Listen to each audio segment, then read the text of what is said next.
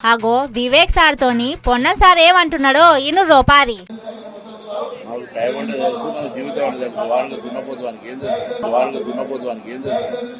అబ్బా ఏం భాష సారో, ఏం భాష మాట్లాడుతున్నారు. జనాలంటే ఎంత మర్యాద ఉన్నది మీకు. ఒక దళిత బిడ్డ మంత్రి పదవి తెచ్చుకున్నాడు, ఎంత కష్టపడి పైకొచ్చుంటాడు. గసొంటి మంత్రి అడ్లూరి లక్ష్మణ్ పట్టుకొని మీరు అట్లన పడుతుంది. ఏంది సారు గిది, ఏంది చెప్పుర్రి. గింతనన్నా సోయి ఉండాలి కదా. ఏం మాట్లాడుతున్నాం, ఎక్కడ మాట్లాడుతున్నాం అని ఆలోచన ఉండాలి కదా. గాయన్ని లేకుండా మంత్రి వెట్లయినవో. నీకు మంత్రి పదవి ఇచ్చిన సీఎం ఏం క్వాలిటీ చూసి ఇచ్చిండో గాయనకే తెలవాలే. అన్న అయినా సరే ఇన్నైనా కూడా గప్చుపున్నాడు కదా.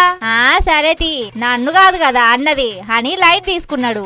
ఇప్పుడే ఇన్ని అంటున్నారంటే ఇక లోపట ఏమనుకుంటున్నారో, ఎన్ని మాటలు అంటున్నారో కదా. గిదే అంటున్నాడు టీడీపీ లీడరు మోత్కుపల్లి నరసింహులు.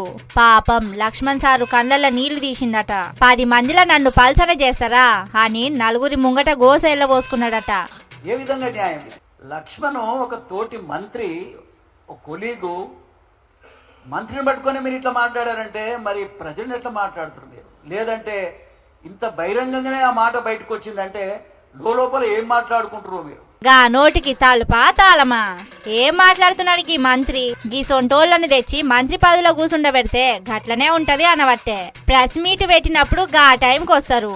అట్లా కాకుండా వీళ్ళు తుర్రన ముందుకొచ్చి కూర్చొని టయానికి వచ్చిన వాళ్ళ మీద నోరు వారేసుకున్నాడు. ఎందుకు? గది నోరా ఇంకేమన్నానా అని తిట్టి పోస్తున్నారు అడ్లూరి లక్ష్మణ్ సపోర్టర్లు.